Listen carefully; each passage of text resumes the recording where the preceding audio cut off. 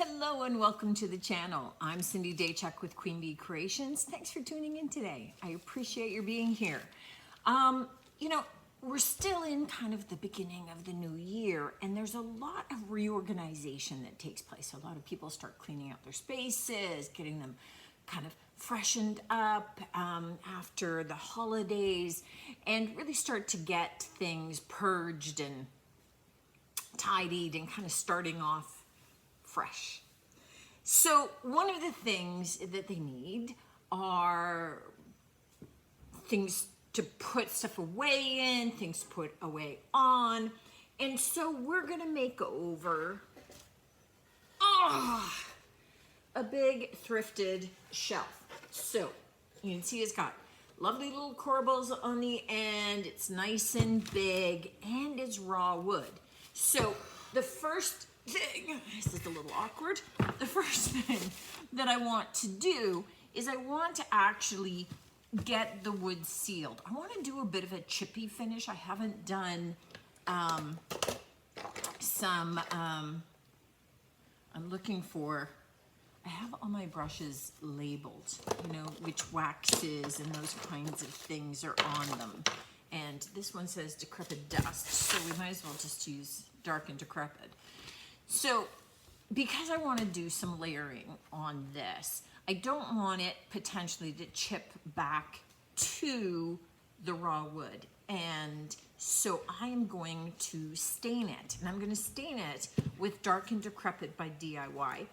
And this is also a sealer, so it's got a built-in sealer. You can use it as a top coat, you can use it as an undercoat.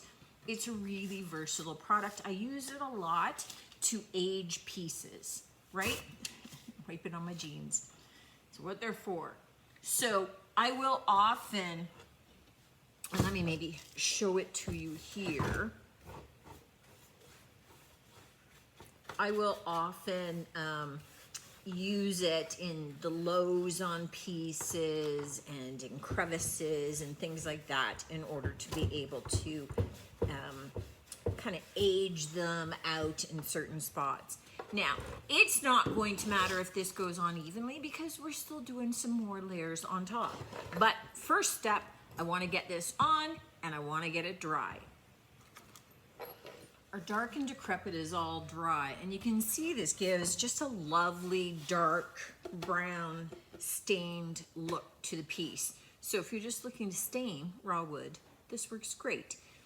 Any of the DIY paints watered down also work great as stains, just FYI. But what we're gonna do next is, and I'm gonna do, this is so awkward.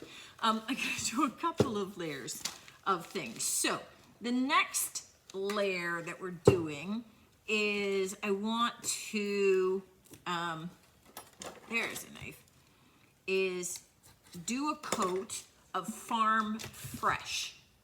So this is kind of, if you're familiar with the apothecary color in DIY, this is darker. I'm gonna do darker here and then lighter afterwards. So I wanna have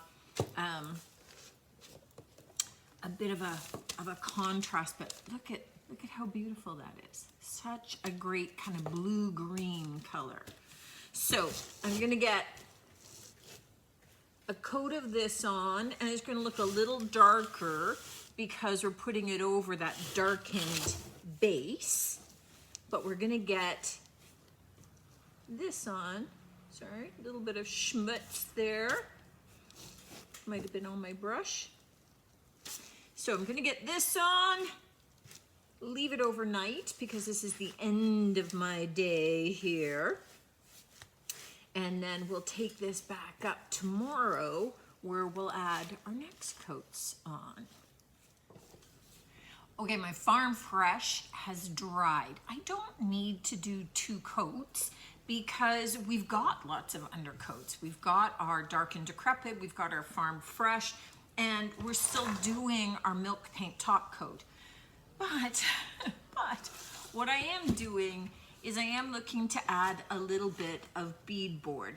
And I'm not doing this as an all over finish. What I am doing is just adding it here and there. I don't know how much chipping I will get, where it will chip. I mean, it's got a mind of its own. So all that I'm doing is adding the white in patches so that if I get chipping in those areas versus some of these areas, I'll get some contrast. So it'll look much older and like it's been painted numerous times rather than, hey, it was just all old wood. So I'm just going to, I've got the underside done, and I'm just going to put this, oh, get rid of that hair, and that's it. That's it. So very quick, very easy, and just in, oh wait, I want one other spot. Okay, I lied. All right, now I'm done. Okay, the next thing that I want to do, because I have to wait for the white paint to dry, so I want to mix up my milk paint. I like mixing my milk paint with hot water versus cold water. I find that it dissolves better. And I like to mix it up and then let it sit for about 20-30 minutes, which would be perfect timing for this. Just again, for the milk solids to kind of absorb some more of the water, and you'll find that it thickens up a bit. So I am using Summer Cottage, which is a little bit of a greeny color over top of the blue. And what we're looking at doing is I like to add the paint to the water as opposed to the other way around. And because I'm not mixing up a lot, oh, this is definitely green.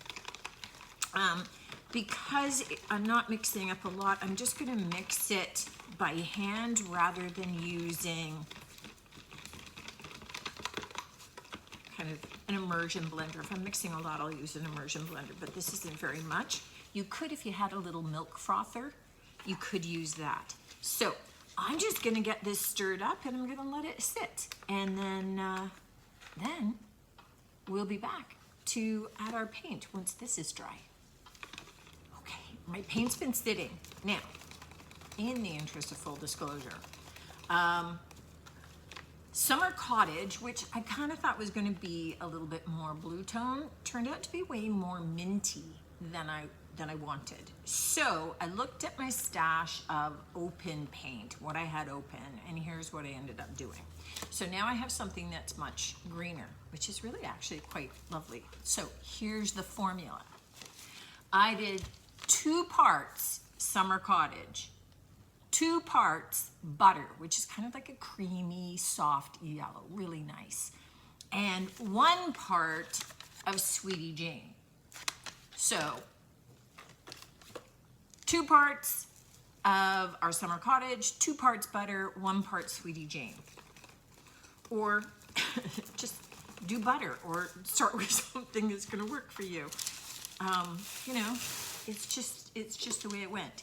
Okay, so now my paint is ready, and I'm just going to, stuck. I'm just going to do a coat of it. Oh yeah, that's lovely. That's a nice green. Okay. It's nice when I like what I do. And I'm just going to do a nice thick coat of this over the top. If I need a second coat, then I will, but I'm hoping that I don't. Now, because I hand mixed this, I do see that I have some chunks, but that's okay because I'm going to be sanding it afterward anyway. So I'm going to get this all painted, put off to the side, leave it to dry, and see what kind of chipping we get. Fingers crossed, because for once I would like some. My piece is all dried and I have lots of really fine crackling happening. I don't know.